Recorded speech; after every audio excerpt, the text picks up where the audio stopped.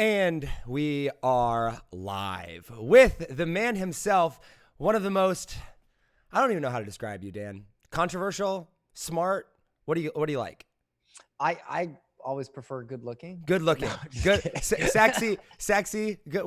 How much you weigh? Like 200 pounds of good looking and sex Oh appeal? my God, I weigh 190. Jeez, 190. Oh my gosh. How you been, dude? I've been great. I've been great. Good, You know, good. I've been at home a lot lately, but Did you quarantine all your staff? Tell them all to go home? yeah, everybody's able to work from home right now, and we're all working from home, so it's pretty productive, actually, believe Yeah. it or not. What, how's coronavirus affected it? Like, what's the biggest hit? High ticket, low ticket? Well, you only saw like two things, right? Yeah, so honestly, we saw a very brief kind of hit right when like the real heavy news hit, like for like 2 days, but it's gone back to pretty almost normal. And we have I mean, the book is selling like hotcakes. There's no problem there. We even have a 997 one-click upsell that people are buying like hotcakes. It's converting just as good as a webinar. So I don't know. I mean, and also keep in mind that a lot of people right now want to learn. They're more motivated to learn how to create their own online business. So I think that's helping a lot. Plus, we have a ton of students right now that are having record days this week. I posted about it Yeah, I earlier. saw that on Facebook. Yeah, Yeah. yeah. So I think once that initial spike of hysteria calmed down, it's going to go back to normal. Yeah, I think so too. And I think that it's all, I don't know, blow over is the right word. I'm sure it'll get bad for a little bit here, but I think in a couple weeks, it'll probably all blow over and everything will go back up. I mean, well, we all hope so. I mean, they're at least from what we can see, they're reopening in China. They opened all the Apple stores.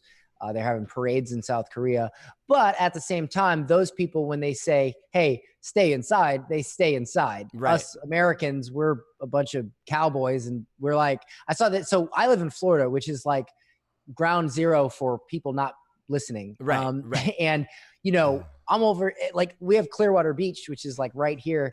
And people are, I saw a video where people are out at the beach and they're like, woo, I'm not going to let the virus, ruin my spring break. Woo. And I'm just like, oh man, like y'all really probably like, if they call in the National Guard, I'm just going to be like, can you just deal with those, like, those kids over there and maybe give them a couple whacks? They kind of deserve it. I feel like people don't take it seriously though. People like legitimately don't think it's real or a thing. I don't know, man. This thing has helped me kind of, or caused me to reevaluate a little bit. Like, I often wonder, this is probably going to get me into heat, but I wonder, like, we're supposed to be the country with the most freedom, Yeah. But are we abusing it? Are we not being responsible with it? Do we really deserve it? Because we need to come together and make this happen and figure this out. And the reason we're not is because of the freedoms we have. Yeah. Where everybody else is figuring it out. They're getting rid of it, but they don't have as many freedoms. So it kind of makes me wonder, like, maybe we should be a little bit more responsible with the freedoms that we have, especially if we want to keep them. Yeah, I think that's super true. I'm always for more freedom, always less government, always, things doing that. And I feel like the balance that I always have to go back to is like, there's the collective society as a whole, and then there's me, right? And those are two very different things. And so if, I don't want to give up personal freedom for the collective good of society, because I think that generally speaking, that's negative. But in case, unless everybody's dropping dead, and that's just the thing, unless everybody's dropping. But okay. But here's the thing. I read something last night, and I've done a lot of study in the last like 48 hours or so about the virus. And this is like right from harvardhealth.edu. And like, don't get me wrong, coronavirus is serious, right? Like, it spreads very fast. I understand the math behind it, everything like that. But this year alone, we've had 51 million cases of the flu and 55,000 deaths from the flu, like the standard flu of it. So like, you look at that in perspective, and we had like a couple hundred deaths of the coronavirus. So don't get me wrong, it's serious. We do need to be taking it seriously, but I don't know. I don't think it's as bad as people make it out to be. I think the economic effects are what's really going to be. Well, the economic effects obviously are going to be way worse. It's funny. I read this thing. They said that the clean air the fact that there's now clean air in, I forget where it was. I think it might have been China, due to people not polluting. They say, and I don't know how true this is, but they say it's going to save more lives than the people that are dying from the coronavirus. I don't know if that's true or not. I'm not really going to offer an official go down that road. Yeah, but well, that's you've seen in Italy and stuff where they're out of the canals now, and like all the dolphins and fish are like coming back into the canals where people normally pull their boats through, and like there's noticeably cleaner air from space. They can see the air cleaner over Chicago and New York and stuff like that. So there's clearly an effect. You really want to go down the I know you like to talk about, don't you like to talk about conspiracy theories? I love it. So if you really want to go down the rabbit hole on that, you could be like, what if somebody did this on purpose so that we could see how much we're infecting the environment, and then now we're going to push this environmental agenda? You could go like way. Dude, there's so many though. There's somebody sent me one where like the reason that Tom Hanks had it and the Canadian Prime Minister has it is because they're all being like served papers right now, and they're about to go to jail. Yeah. I would expect them to have it because they're meeting with all these different people. But no, there's some big conspiracy that like all the CEOs of all these major companies all stepped down, like Nike and eBay and everything like that, and they're like all in this big huge cahoots like thing of like how the government's like Trump is coming in and arresting them all for like stuff that they did wrong and sex crimes, like just like crazy, like conspiracy after This sounds conspiracy. like something you'd hear on InfoWars. Yeah, for real. Mr. Alex Jones over there, my word.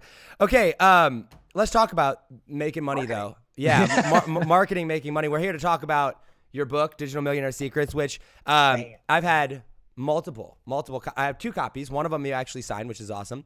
I have not read the whole book, but I have read a lot of it. And I started with your mindset side of things because I like the mindset side of it. You started at the end?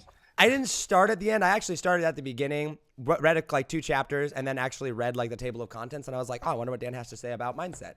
And then I jumped to the end. But I think this is a really interesting book right now. Like right now in the time frame that we're in with the coronavirus, with the economy like freaking out. I mean, online businesses continue to explode, but now more than ever. What's the book about? Like from a overview perspective, like what can someone expect to learn from this book? Well, to make it short and sweet, I went from 0 to now over $12 million in sales for my own digital products. That means online courses, coaching, consulting, masterminds. And I did it without any like joint ventures or anything like that. Just sitting on a computer, running Facebook and YouTube ads to my own stuff. And now I have a team, obviously, to make life easier for me. But basically, I took that entire process, what worked, what didn't, and I put it in this book. And I always say, if I could go back in time, if you said, Dan, you can go back in time and you can talk to your younger self, or actually you can go meet your younger self, but you can't talk to him. You can only give him something to help him. I would give him this. This would be the manual to how to do it faster, easier, with less risk, with less mistakes. This would be the manual. And so that's what this book about. If you want to sell your advice online, if you want to profit from what you know, or even if you want to profit from what somebody else knows, a lot of people don't realize this, but you can sell other people's knowledge and profit from it. If you want to profit from what you know and do your part, even if it's small, to change the world, then you need this book. I like it. Selling knowledge is very powerful. You've obviously been very, very successful with it. Why write the book? Why not just keep selling what you're selling? Is there an I don't want to say ulterior motive, because like obviously there's a marketing effect of it, but like what's the core reason you wrote this outside of, hey, I want to grow my brand, I want to get more customers and things like that, but like there's lots of ways to do that. Why a book? Well, so there's a couple of reasons. Number one, I've always wanted to write a book. And I feel that people that read books, they take things more seriously, and I don't just want more customers. I want better customers. And it's sort of the same as if somebody, reads a sales page. Usually if they watch an entire webinar, they're more serious than somebody that just read a sales page. Just as if somebody reads an entire book and then considers your products, they're more serious, and not just more serious about buying. If somebody reads this book from front to back and they end up getting on a call with my office and we explain what we have to offer, not only are they much more likely to buy, but they're much, much, much more likely to actually take action and get results. Because you got to think, if somebody will take, and this is a short read, it's under 2 hours, but if somebody takes the time to read this book fully, they're also the type of person that would probably take the time to implement the things that they learn and to take advantage of the products that we sell after this.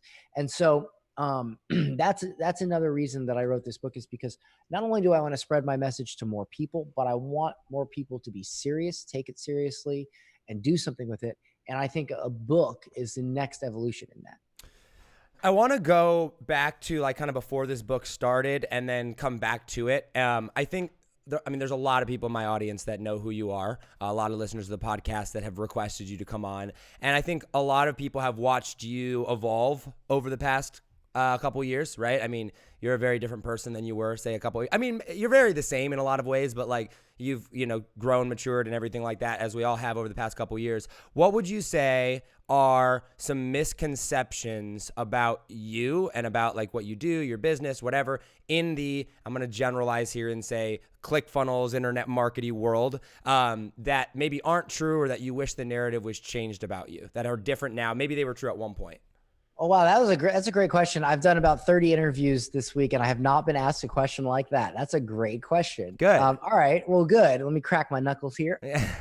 Okay. So here's a few things. Number one, and I don't know where this came from. Some people have this idea that, because we have a program called Sold Out Courses, which helps. It's a coaching program and it helps. It's not a course, it's a coaching program. Damn it. And it helps people sell their own educational products, whether that be online courses, coaching, consulting, masterminds. Some people, for some odd reason, think that I've always sold that, and that's all I've ever sold, and that's how I made my money. And that's not true. We sold $8 million worth of a program that had nothing to do with that before I decided to start teaching others how to sell digital products. So there's that. The other thing is, I guess some people think that I'm mean or rude. And it's funny. Every person whenever I go to conferences, every time I meet somebody in person, they always say the same thing. They said, Dan, I didn't really like you, but you're actually a really nice guy in person. That's so weird. And I actually had a guy come up to me. I spoke at this recent event. I was hanging out and he came up to me and I got him on video. I posted it on my Instagram. He's like, I just have to apologize, Dan. I've hated you for 2 years. And the second I met you in person and the second I saw you speak and talk, I just felt like a douche, because I just, will you please sign my book? And he hands the book out. And I think that, obviously I don't think that's his fault. I think what it is that I'm a very direct person and I give very direct advice. I'm not going to spend 10 minutes fluffing you up to tell you what to do. If you're doing something, if you're like a student of mine, if you're asking me a question and you're doing something and it's wrong, I'm just going to say, listen, it's wrong. It's not good. Do this instead. Go. I'm very direct and to the point, no fluff. And some people love that. In fact, that's what initially built my following. I was so different than other people. And I wasn't this whole like fluffy, well, okay. I got to interject here really quick. How I got introduced to you was through Josue.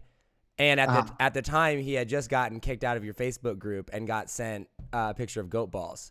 Way back in the day. So my very, very first impression of you was the guy that sent people goat balls for spamming his group. Okay, so let's get some context here. Number one, that was years ago. And I didn't have a kid, right? And ever since I've had a kid, I've grown up a little bit. But number two, my father was a shock jock in the '80s, like Howard Stern.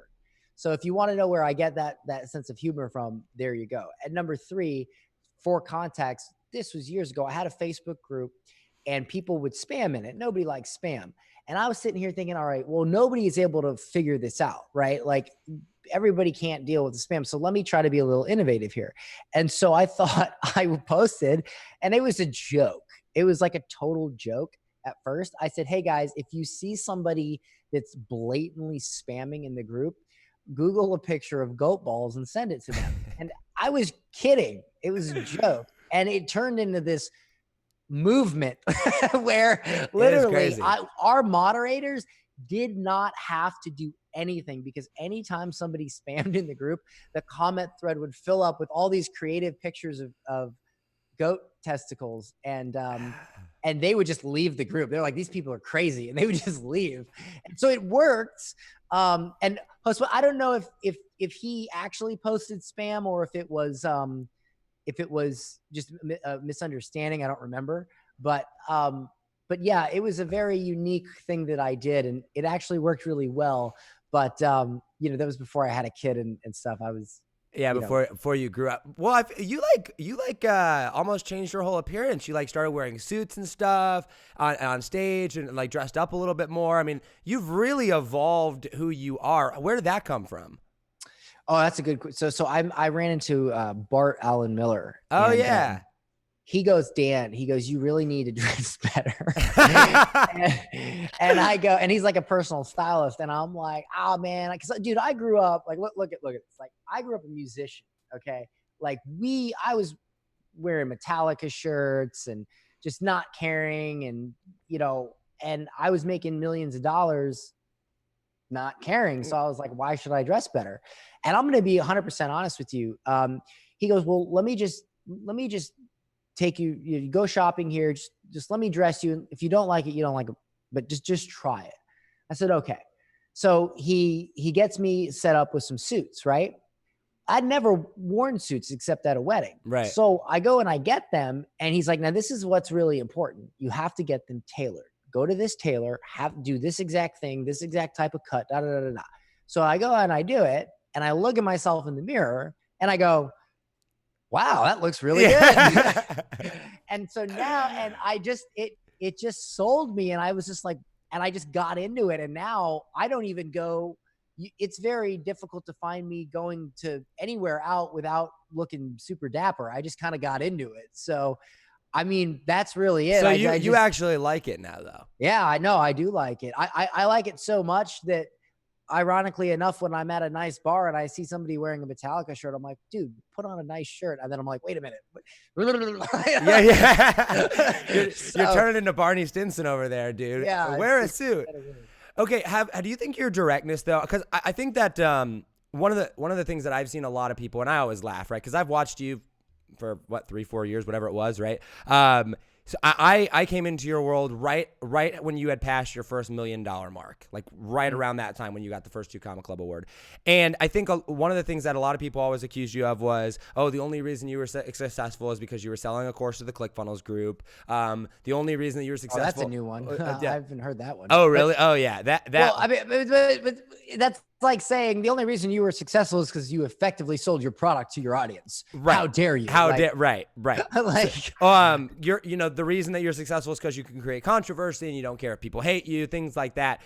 Well, that's called marketing. Well, and so that's what I want to talk about here specifically with the book, because I think one of the I don't know if misconceptions is the right word, but one of the beliefs that I think a lot of people have about online courses, about personal brands, about things like that, is that you have to be super, super controversial. You have to be super direct. You have to, do all these different things. So talk to me about that and how the book addresses those issues, and like what type of person can actually go have success with this. Because I think like and I get this a lot from a lot of my old friends or a lot of newbies in the industry. It's like, well, Josh, the reason Dan can be successful, the reason you can be successful, the reason insert this person here is because you're not afraid of controversy. You're just direct and you're willing to take the heat. I'm shy, or I'm. Are they basing that off of their millions of dollars in sales? This is why we're having the conversation, Dan. Yeah. So look, that's completely not true. Is that my style? Yes. In fact, in my book, there is a section called The Power of Polarity. But polarity doesn't necessarily mean you have to be brash and direct. I'm brash and direct, but that's my personality. I grew up around people that were brash and direct. I got some of the best advice and business advice of my life from people who were brash and direct. And so that's just how I am. It's called growing up. It's called developing a personality. But look at Amy Porterfield, for example. She is like Delilah in the morning for internet marketing. She is the nicest, sweetest woman. And I remember I listened to one of her podcasts, and I remember her going, okay, today We are going to talk about Facebook ads and how Facebook ads can help you. And like, look, there's nothing brash or mean Right. or whatever you about, but she has a huge audience. Now, think about this for a second. Think about all the people that don't like that. Think about all the people that are like, oh, she's too fluffy. She's just talking about tea and crumpets and she doesn't get to the point. But also think about all the people who love her for that. Right. Think that she's so great and inspiring. And that's still polarity. Okay. It's and here I'm gonna inject a little polarity. It's not my fault if you don't understand the meaning of the word. It's true. Okay. You don't have to be a certain way to be polarizing. Donald Trump is polarizing, and yes, he's brash and he's harsh and he's direct. But Obama was also polarizing because he had a different view. Sanders is polarizing because he's very, he's got the whole socialist thing, and that's a polarizing thing. But that doesn't necessarily mean that the only way to be polarizing is to have one specific type of personality. Right. That's a functional or a foundational misunderstanding of the word polarity. And that's why we have dictionaries. So, that's the bottom line is you do not have to be a certain way to be polarizing. Okay. Okay. So you talk about polarity in the book, though. Oh, and I think polarity is obviously a very important part of marketing. What does it take for someone to be successful with this? And I know you outline it in the book, but like, what is the secret per se? You wrote Digital Millionaire Secrets. We got to channel our inner Russell Brunson here. Like, what's the actual thing that you're looking for? Like, break it down very, very simply for the person that's like, Dan, I want to get your book. I just don't know if I can do it. Like, what does it really take, Dan? What do I really need to do? Well, first of all, you have to understand that every product is a solution to a problem. And there is no exception to this. So, for instance, if you are hungry, you go to a restaurant, right? I'm hungry. That's the problem. Restaurant, that's the solution. If you're cold because your AC broke, you call the AC company. I'm cold. That's the problem. Okay. If you're bored, that's a problem. So you buy a fidget spinner. It's still a solution to a problem. And so a lot of people focus on things in the beginning that just cloud their mind, right? Like branding and personality and polarity and all these things. And all these things are great. But at the end of the day, you have to have a solution to a problem. If you can identify a problem, anyone that has that problem is your customer. And if your product solves that problem, it can be sold. Now, that doesn't mean you have to solve the entire problem. I'll give you an example.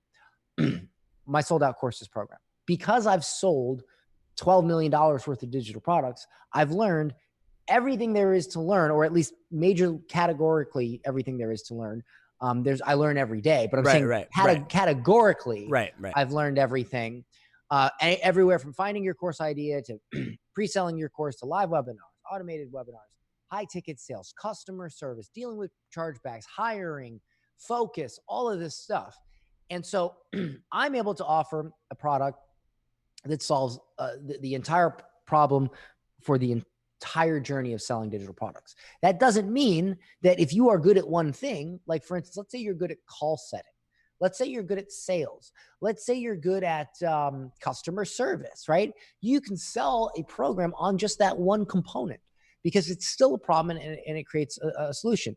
For instance, let's say you are not a certified personal trainer, but you're a mom and you lost your baby weight really fast after you had a kid. You could sell a program that helps other moms follow the regimen that you followed to lose the baby weight. And you don't have to be a certified this or that. It's a problem. You have a solution. You sell the solution. And I always say it's not that hard to become a millionaire. What's hard is getting out of your own way. I mean, look at Tony Robbins. Tony Robbins is not a certified life coach according to the top 2 life coaching certifications in the world. Yet he's the highest paid life coach in the world. And so I always say that, if you're worried about imposter syndrome, the easiest way to get over that is to build something that matters. Build something that matters. If you build something great, that's your credibility. That right there is how you make your name. Not by thinking that you need to make a name before you you sell. That's crazy. I had no name when I started. Nobody knew who I was. So, And you have to begin. so for the person that, and I really want to kind of go down to the person that's going to buy the book and that maybe is still getting started in this whole spot with everything. They see a problem, right, in the industry, or there's something that they're passionate about or that they're good at. They're like, heck yeah, I've got this thing or whatever. But a course already exists. But somebody else is already selling it. But somebody else is already doing it, right? So, like, what do you say to them? And why good? Well, good, because if nobody was selling it, then that probably means that the market doesn't care about it at all. So you obviously want to be able to sell. If it's already selling, that means there's a market for it.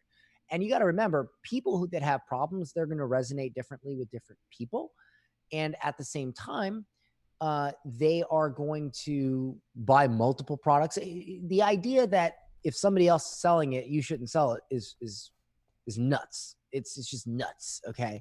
Because here's the thing. Who's to say you can't make it better? They say good artists paint, great artists steal. I say fantastic artists improve.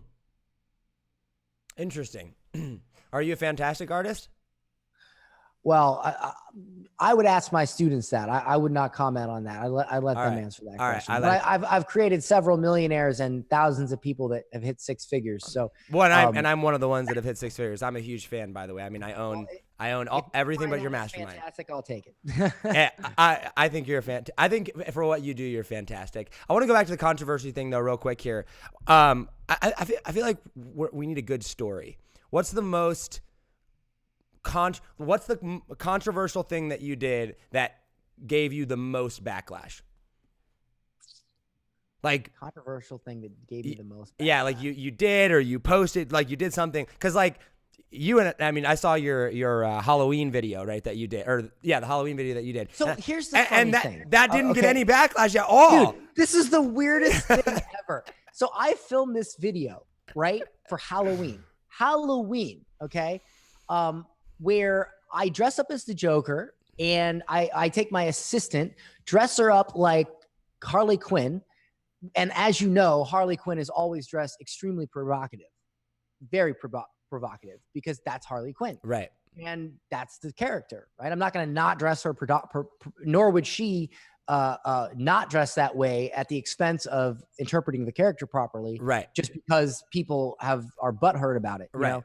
So we filmed this thing, and it's got her, low cut. I mean, I'm got a chainsaw. I'm like putting a chainsaw on her. It is the most sexualized, violent thing you could think of. And nobody said, there was one single solitary bad comment. Other than that, everybody was like, what great performances. Dan had a great performance. Alice had a great performance. This was amazing. We spent maybe $5,000 in ads on that. We did over 200,000 in sales directly from Facebook. It was just a real short Halloween promotion. And it was nuts. And nobody said word one. But years ago, I did a video where I was parodying The Purge. And I had this thing where, Purge people showed up and they like stabbed the dude because the whole idea was like, you're not engaging in the Facebook group. And so like, we're going to purge you, but instead of kicking you out, we showed up at your door and stabbed you. And it was like, again, it was around Halloween. It's, nobody gives any crap to a director that makes a scary movie, but they give me crap for making a funny, clearly joke, Halloween ad. But everybody like hated me for that. They went nuts over it. They were like, but nobody said anything about the Joker ad. I have no idea how that happened. But yeah, I was blown away when I watched that. And that was really weird. I still to this day try to figure out why that went down that way. I don't know. The only thing I can think of is that, because if you watch that video, we both did such a good job. You did acting. Yeah. That I think people were just so blown away by the performance. And she did such a great job. Like okay, all right. Do you want to know a really good quick story? I would love it. So I wanted to get the best performance out of her that I could. And I went to school for audio and. Yeah, I remember that. Yeah. So what I did was I said to her, we're going to film this opening shot where you're going to look scared. and it's like the opening shot. And so I'm gonna take this chainsaw or this circular saw, and I'm gonna pretend that it's on, and I'm gonna shake it, and then we'll add the sound later. Okay, so just don't freak out. And she goes, okay. Oh, so you did not. I said that on purpose. And so right when we hit record, I plugged it in. And when I went to do it, it was like, wah, and it was like super loud, and she flipped out. So what you saw in that video at the beginning was 100% real. She said she almost peed herself. Legit fear. Oh, that's just rude, but that is awesome. That's hilarious. Hey man, you got to get the performance. You got to understand, I went to art school. I believe in art and performance. And to me, if I was an actor, I would be like Christian Bale, like a method actor. Like I would do anything to get the performance at all costs. So Yeah. that's leaving marketing and getting into acting. That's a different thing. But so there's that.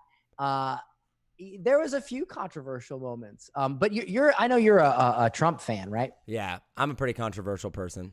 Yeah. So, well, yeah, all you got to do is like the president and you're controversial. That's very true, actually. Well, my thing is I just like personal responsibility. I opposed him giving out money to people. I was like, hey, I don't think we should be doing this. And dude, oh my gosh, I've gotten death threats. I'm a heartless, every word in the book you can think of. So yeah. That says more about the people that are saying For sure. Anyway, so all right, you want me to talk about, because I like you, Josh, you want me to talk about something I've never publicly talked about? I would love that, Dan. I would love that.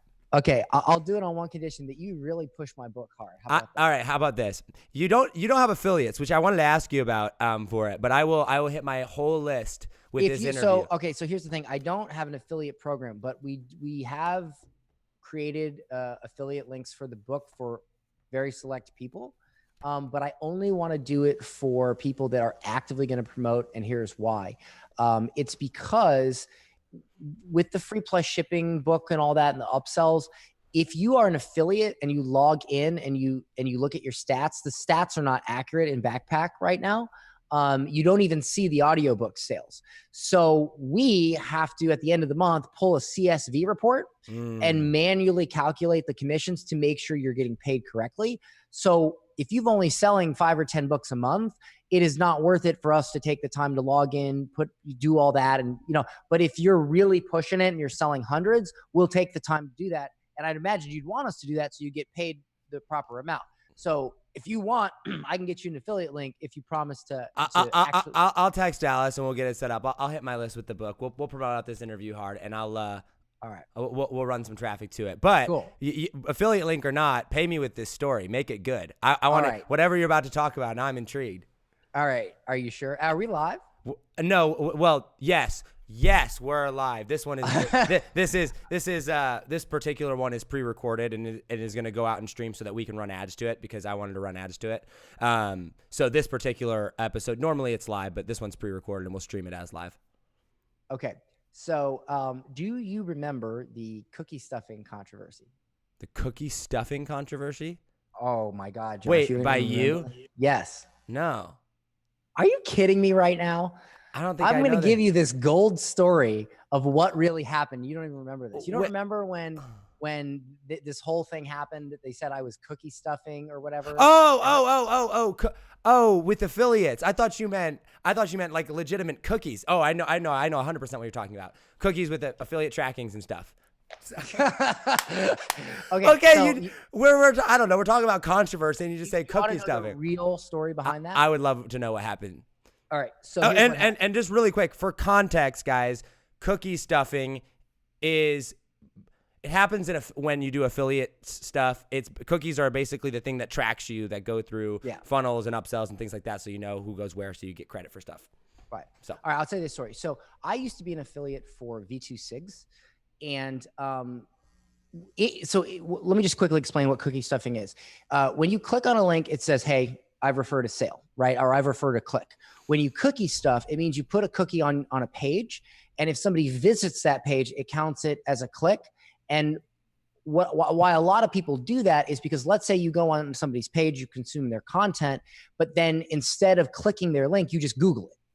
By dropping a cookie, you preserve the fact that you get credit for that sale because they were on your page. Now, at a point, people went use this as a nefarious tactics. In fact, there was a guy that went to prison over it because he hacked into thousands of websites that he did not own and put those cookies on those websites and stole commissions, and he went to prison for it, right? Well, in affiliate marketing, some affiliate programs have a rule that you cannot cookie stuff even on your own website. Now, if you think about this, it's your website. You should be able to do whatever the hell you want on your website, which is why if you put a cookie on your website, it is 100% legal. There's nothing wrong with it. However, some affiliate programs have a rule that says if you're going to promote our program, you can't put a cookie on your website. You never can put a cookie on somebody else's website because that's illegal, but you can't put a cookie on your website. Some programs don't care. I was an affiliate for V26. They did not care. They said, we don't care. It's your website. Do whatever you want. Some programs, they don't want you to do that. Well, ClickFunnels at this point never, ever, ever, ever had anything against that. And we were running the Expert Secrets contest. And I'm going to try to remember this as accurately as I can because it was a long time ago. But basically, I noticed that people were going nuts over, and maybe it was a different contest. No. Was it the Expert? It was Expert Secrets. Okay, yeah. So because I know he did too. Anyway, so people were going crazy, right? They were offering money and all this stuff. And I started noticing that people were cookie stuffing as well, but they weren't as famous as me, so nobody cared. Not the same that I'm famous, but in that ClickFunnels world, I'm one of the more known people. And so, by cookie stuffing, what were they doing? They were hacking into websites. They were just putting a cookie on their own website. And so I was like, because I checked and I was looking at things. And so I go to the ClickFunnels terms of conditions for affiliates, and I noticed that at no point there did it say anything about putting a cookie on your website. So I say, all right, well, I'll put it on and I put it on a page where they had opted in to consume, like it was like a video or a VSL or something. So I put it there, and I put it there for like a week or something. And I don't remember exactly. It was somebody on my team. I don't remember how long it was there. It was a while ago, but somebody had went to that website and saw that it was there, right? And they made a big deal over it. And this is what happens with misinformation. They made such a big deal over it that all these people were saying, oh, Dan's going to go to jail and all this stuff, because they simply did not understand what the hell they were talking about. Okay. They thought that putting a cookie on your own website was illegal. And because they read an article one time about a guy who hacked thousands of websites, put his cookie on their websites and went to prison, that now all of a sudden I'm this bad guy and I'm going to go to prison. And that's just classic not doing your due diligence research and just being a fear monger and just buying into whatever quick thing that you heard about and not intelligently assessing the situation. But that's what happens all the time, And so I'm like, this is crazy, right? So I talked to Dave, and Dave's like, dude, I don't care. We'll put it in our affiliate terms to update it. I really don't give a crap. Just take it off and everything's cool. He's like, he was more annoyed with the backlash, And so, I took it off. That's fine. And whatever. Okay. And so, and they updated their terms. Yeah. And that was that. Well, people were making a big deal about it because I learned a long time ago from one of my managers, everybody likes to kill Superman. So if you are one of the top people, everybody wants to knock you down a peg no matter what. Okay. Just like every president that's ever been president, doesn't matter what you do, good or bad, the other side is always going to spin it bad. Right. So, anyway, so I took a page out of Donald Trump's book on this. I remember when he got in trouble, well, for a variety of things. But remember when he got in trouble with the grab him by the, so he goes like this. He says one thing. He says it was locker room talk, and then he shut up. He didn't. Most politicians would address that. They would issue an apology. They would make a big deal. They would feed into it, and then they would resign or they would drop out of the race. Well, he did this really weird thing. He just ignored it, and eventually the news stopped talking about it because they couldn't. They had nothing to keep the headline going. They couldn't get it out of it. Yeah. Right. So he just waited, and everybody forgot about it. And I mean, people still kind of remember it, but for the most part, everybody forgot about it and it went away. And then, and I thought I was watching presidential. I was so bored the other night. I was watching presidential debates. And I was watching when he was debating Hillary. And I remember Hillary brought it up, and she's like, "Do you really want a man to be president that said that he grabbed, And I was like, "Oh wow, she's got him." And then he takes that, balls it up, pours kerosene on it, lights it on fire, and tosses it right back in her face, and goes, "Well, that was locker room talk. That was just us joking around. You think that's bad? What about when you were caught laughing on tape at a woman who you got her rapist off and you were laughing at her expense? What about that?" And he just took it and spun it and threw it back at her. And I was like, holy crap. Say what you want about this guy, but from a debate perspective, he's good. Yeah. Yeah. And anyway, so I digress. But so I saw that happen and I was like, huh. And so when this whole cookie stuff happened thing, deep down, I wanted to post and I wanted to be like, you guys are idiots. You Right. not even know what you're talking about. You have no concept of the law, the rules. You don't know that it is totally allowed unless it's against affiliate rules, which it wasn't. And it was my own website. You guys have no concept of that. You're just going off the rails, spouting stuff that you know nothing about. You're referencing a completely irrelevant article from this guy that went to prison for doing something that was completely different. Right. Like you have no concept of what you're talking about. I wanted to do that, but I also knew that would just make it worse. Right. That would just feed it. So you know what I did? I don't know. What'd you do, Dan? Nothing. I just shut up for 2 weeks. I didn't post anything. I didn't feed into it. I didn't say nothing. And you know what happened? It went away. And nobody cares. Now nobody cares, right? Yeah. And, and that was it. So that was something really cool about it. So, and here's where I'm going to wrap this up to make a point out of this that if you look, if you get out there and you experiment and you try to do things and you try to advertise and build your business and build your message, eventually you're going to say something that people don't like. And it used to be not a big deal. Now people want to crucify you and make you lose your job. It's funny that the narrative 20 years ago in this country was, don't let your past mistakes define you. You can change. We all make mistakes. And now it's, oh, you made a mistake that kind of maybe sort of was a mistake 20 years ago in a time when it was socially acceptable. Right. Oh, you're screwed now. You're a terrible person. You should lose everything. And that to me is absolutely insane. And it is far more toxic and dangerous than anything ever that you could say as a joke. Yep. Anyway, so here's my thing. If you are afraid to say something, you'll end up saying nothing. And you just got to get out there and you will offend people. You will say things that people don't like. Well, I think that's really, and I think that's important though to understand is like unless you are a truly awful, terrible person and you really go do terrible, awful things. I mean, like, well, yeah, if you like touch a kid or something, right, done. Right.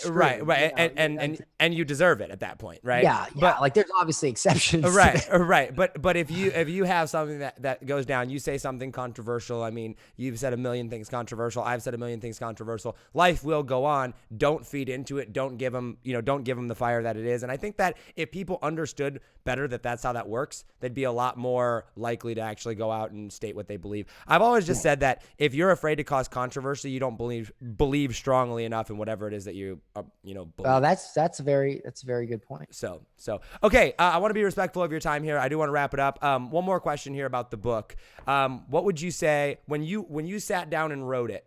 I know you talked about you want to give this to you, if you could go back in time and give something to yourself back then to how to go through and do that. But when you sat down and you wrote this book, you got to the end of it, you read it all the way through, or however you did, you had your proofreaders go through it. How did you decide this is ready? Like, this book is good enough. It's of Dan Henry qualities to go out there. I'm willing to put my stamp of approval out there, because one of the big things with the book is once it's printed, once it's there, it ain't digital. You can't change the words in that book. So how did you get to that point to like stamp of approval?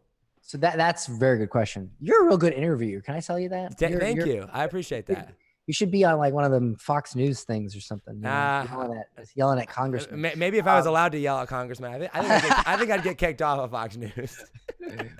Hey man, if Hannity can do that's it. That's true. So listen, in the book, there's a chapter called The Circle of Focus. And it's my entire process for focusing. And that is how I got this book to be so good. I actually wrote first of all, Josh, before I say this, this book, would you say it's an easy read? Would you say from what you read so far, it's a good book? It's well edited. It's okay.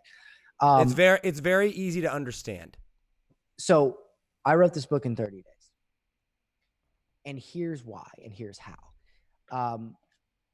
I believe in focusing on one thing at a time and giving it your focus. This whole, I need to build a YouTube channel, and I need to build a podcast, and I need to build this, and I need to do that, and I run into YouTube. Blah, blah, blah, blah.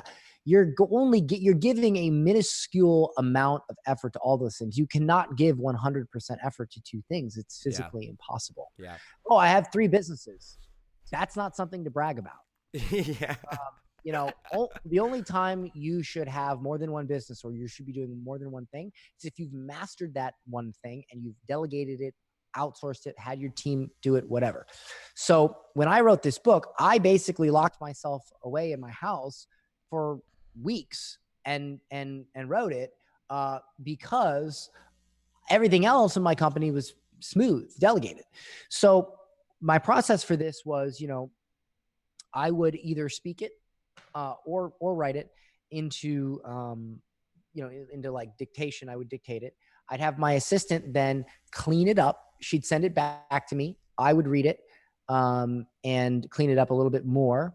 And then I put it in Grammarly, and I got it as close as I could in Grammarly.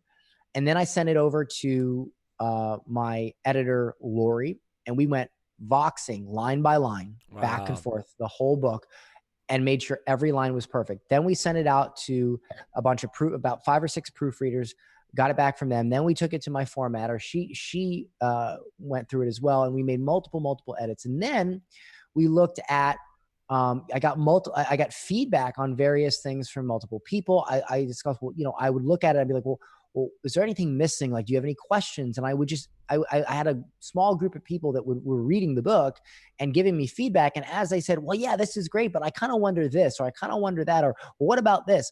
I would go and I would add it where I needed to add it to the book.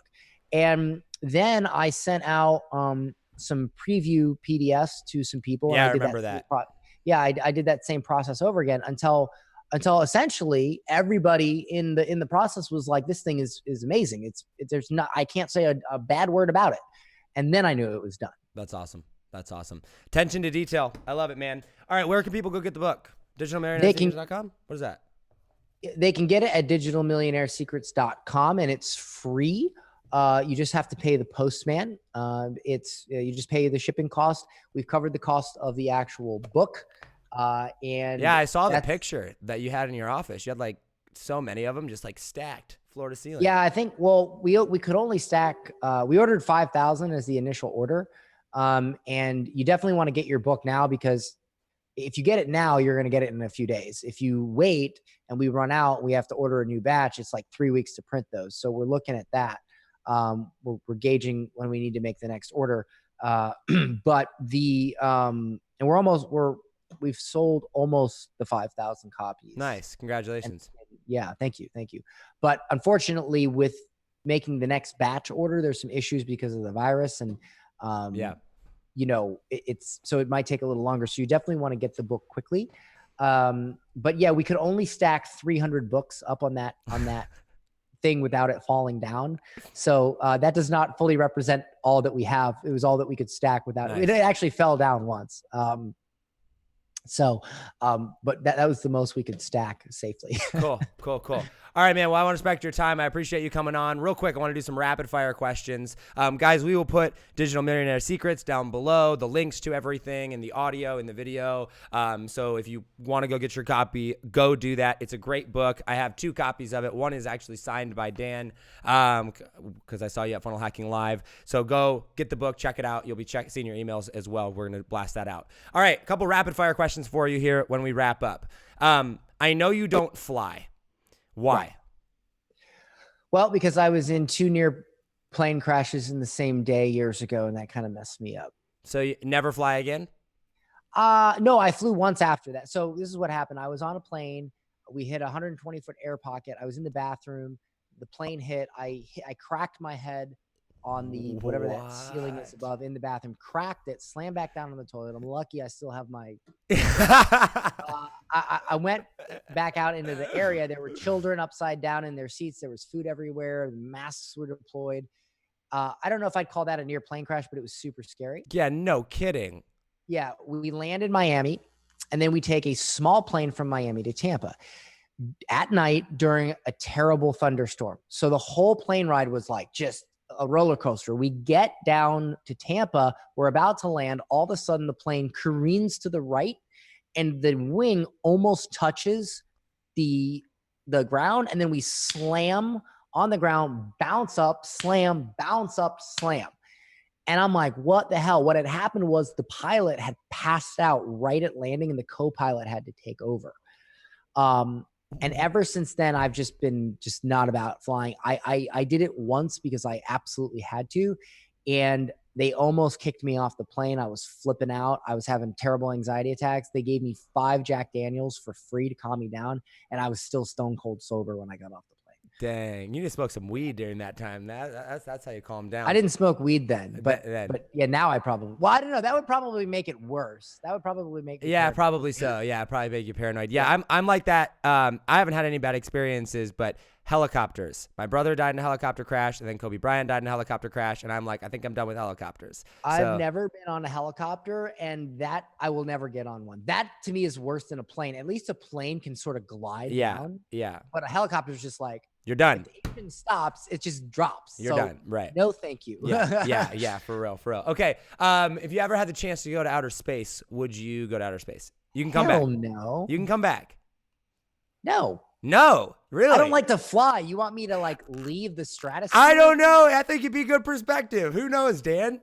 No. Okay. I would not. What am I going to do in space? See outer space. I don't know. I think it'd be lit. I can see it on the Discovery Channel. It's fine. I would go to outer space, but all right. What's a bucket? I will. What's a bucket list thing that you haven't done yet?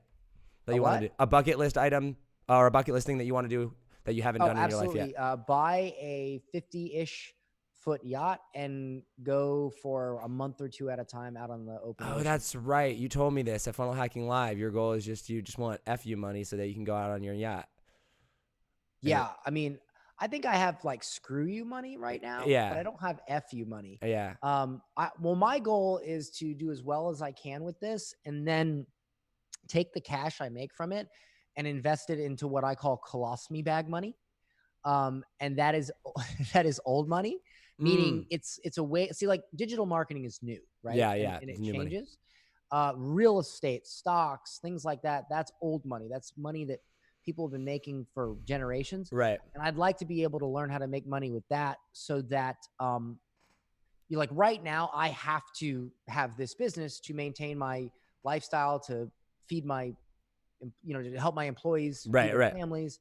I want to get to a point where if I write a book, it's not because I do this because I want to change the world and I want to help, but it's my main way that I make money. I want to get to a point where I can write whatever book I want. I can do whatever I want because I like doing it 100%. Yeah. And I love what I do, but I want to be able to do it without the expectation that I need to make money. Because, everybody, when you're the guy that makes 8 figures digital marketing, everybody expects you to make money. Right. And the thing is, I have enough money, right? So I have more money than I could possibly ever want. So now I really do it just to get capital to buy real estate and to do that, so that one day I can just say, hey, like that's what I respect about Frank Kern. He's active now, but what he used to do was he'd sell a product, and then he would just F off for like 4 years. And he'd just go do whatever. You didn't hear from him. And then he comes back and he's like, hey, I'm Frank Kern, and like he's back. And I'm like, oh, there's Frank, so for me,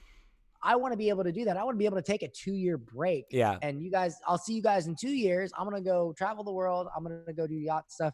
I could do that now, but I really want to get my investment thing down. And the thing is to make really good money, you got to have a lot of money. Yeah. Like if you're going to make good money from real estate, you can't be buying $120,000 houses. You got to be buying like I just bought $1 million home and I'm flipping it for 1.3. So, I want to be able to do stuff like that. Nice, nice. All right, two more questions for you. Normally, I ask people what their dream house or dream car is. I think you could buy whatever dream car or dream house you want. You have it. Mansion worth it? You like it? Or do you regret Oh, owning it? I've always wanted to have a nice waterfront mansion. It's been one of my dreams. I used to leave tabs on Trulia and Zillow up with uh, property listings, and I would just click over every couple hours and look at them and go, "That's what I'm working for." And today I have um, a beautiful 8,000 square foot. I guess that's kind of a mini mansion on the water. I've had nice cars. Like I had a Lamborghini. I have a Tesla now. Oh, you got rid of the Lambo? Yeah, it's a pain in the butt, man. Like you'd go downtown and I'd park to go have dinner. And before I could even get to the restaurant, people would be sitting on it, taking pictures of it. Really?